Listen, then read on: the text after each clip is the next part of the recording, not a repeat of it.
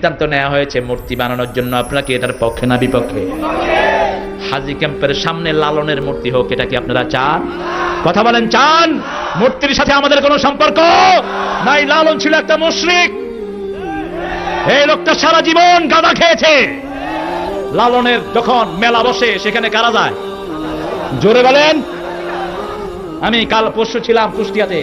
আমি জিজ্ঞেস করলাম, ভাইরা কুষ্টিয়াতে যখন লালনের মেলা হয় ডেইলি কয় মন গাঁজা যায়? কয় হুজুর মিনিমাম তো 100 মন যায়।